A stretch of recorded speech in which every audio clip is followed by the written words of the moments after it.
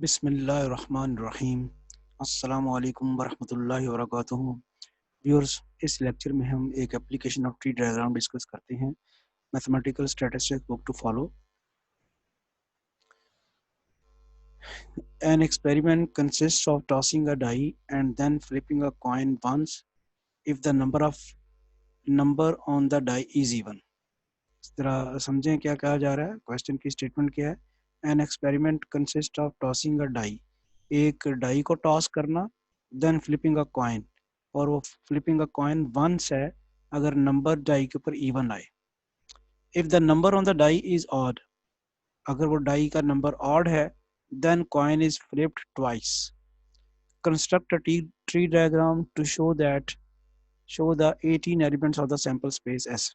Question समझ आ गया कि एक्सपेरिमेंट जो है वो दो हिस्सों पर मुश्तमिल है, throwing the die and flipping the coin.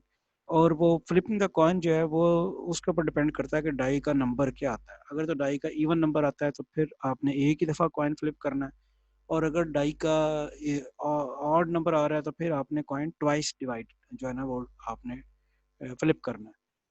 तो अब देखते हैं कि इसकी ट्री डायग्राम की मदद से उसने कहा कि आप सैंपल पॉइंट साबित करें कि वो 18 है। तो ज़रा ट्री डायग्राम हम देखते हैं। Outcomes of the experiment are shown in the following tree diagram. ये ज़हन में रहे कि ट्री डायग्राम में सबसे पहले जो काम हमने करना है वो थ्रोइंग अ डाई है। तो डाई जब थ्रो करेंगे तो उसकी तो पॉसिबल आउटकम 6 हैं। तो वो ये हो सकती है कि थ्रो जो आपने थ्रोइंग अ डाई की तो उसकी 6 पॉसिबल आउटकम्स आई। वो जो आउटकम्स हैं वो हम यहाँ पे लिख सकते हैं। हो सकता है 1 आ जाए, हो सकता है 2 आ जाए, 3 आ जाए, 4 आ जाए, 5 आ जाए और 6 आ जाए। अब उसने कहा हुआ है कि अगर इवन है तो आपने कॉइन जो है वो सिर्फ वंस टॉस करना है, यानी ये 2 है तो उसके बाद अगर आप कॉइन टॉस करते हैं तो कॉइन की आउटकम जो है, यानी ये अगर 2 इवन नंबर आ जाए, 2 आ जाए तो आपने कॉइन टॉस करना है। तो कॉइन की आउटकम्स आपको पता है पॉसिबल 2 आउटकम्स हो सकती हैं यहाँ, इसलिए इस 2 से जो ब्रांचेस निकलेंगी वो 2 निकलेंगी।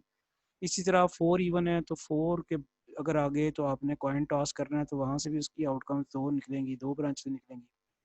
फिर अगर 6 आ जाए डाई के ऊपर तो वो भी इवन है तो वो आपके पास ब्रांचेस जो हैं वो 2 निकलेंगी।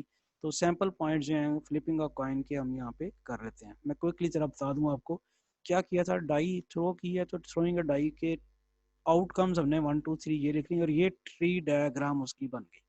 अब उस क्वेश्चन की स्टेटमेंट ये है कि अगर इवन नंबर आए तो आपने कॉइन एक दफ़ा फ्लिप करना है। तो इवन नंबर आपके पास 2 4 6 है। 2 इवन आएगा तो आपने कॉइन फ्लिप किया तो उसकी आपके पास 2 ब्रांचेज निकली। 4 आया तो वो भी इवन है तो आपके पास इसके पास 2 ब्रांचेज निकली। 6 आया तो उसके बाद आपके पास 2 ब्रांचेज निकली फ्लिपिंग ऑफ कॉइन की। आउटकम्स हम उनकी ये लिख लेते हैं, हेड और टेल, या हेड या टेल। और अगर 6 के बाद आया तो हेड या टेल। तो ये तो हमारे पास ये सिलसिला हो गया। इसके बाद आप वो कह रहा था कि अगर ऑड नंबर आए तो आपने फ्लिपिंग का कॉइन 2 दफ़ा करना है। यहाँ आगे आपके पास हेड टेल, एक दफ़ा फिर आपने करना है।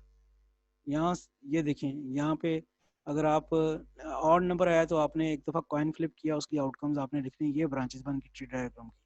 लेकिन आपको एक्सपेरिमेंट की रिक्वायरमेंट ये है कि अगर ऑड नंबर आ जाए डाई थ्रो पे तो कॉइन आपने 2 दफ़ा फ्लिप करना है। एक दफ़ा दोबारा फ्लिप कर रहे हैं तब भी आउटकम्स उसकी 2 ही होंगी, और वो आउटकम्स आपने यहाँ पे लिख दी।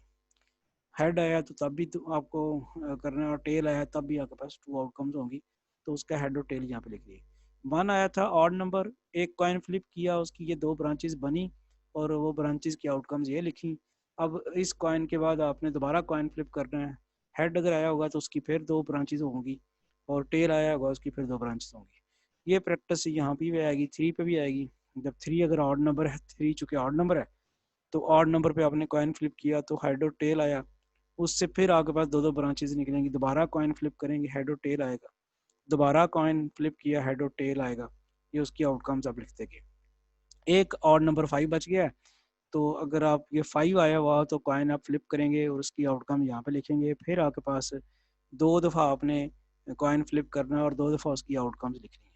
इस तरह से जो एक्सपेरिमेंट है उसकी ट्री डायग्राम हमारे पास मुकम्मल हो चुकी है। आपके पास थे 1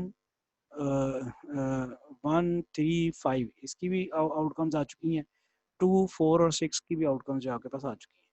अब अगर आप सैंपल पॉइंट्स लिखना चाहते हैं तो सैंपल पॉइंट आप देखें इस ब्रांच से होते हुए, जैसे मैंने तरीका बताया हुआ, 1 H वो आ गया, 1 हेड हेड, फिर 1 हेड और टेल, फिर उसके बाद आप इसी ब्रांच से जाएंगे 1 टेल हेड, फिर इसी ब्रांच से 1 टेल टेल।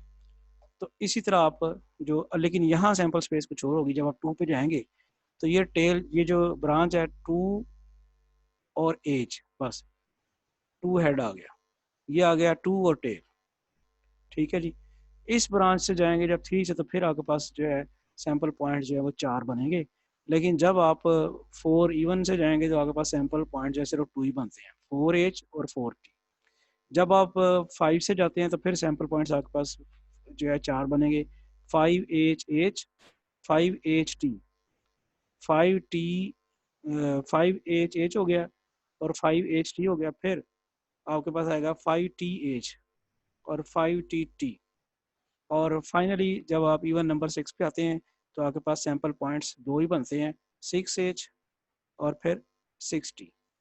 तो इस तरह से आपके पास ये सैंपल पॉइंट्स बन गए हैं। काउंट कर लें, 1 2 3 4 5 6 7 8 9 10 11 12 13 14 15 16 17 18।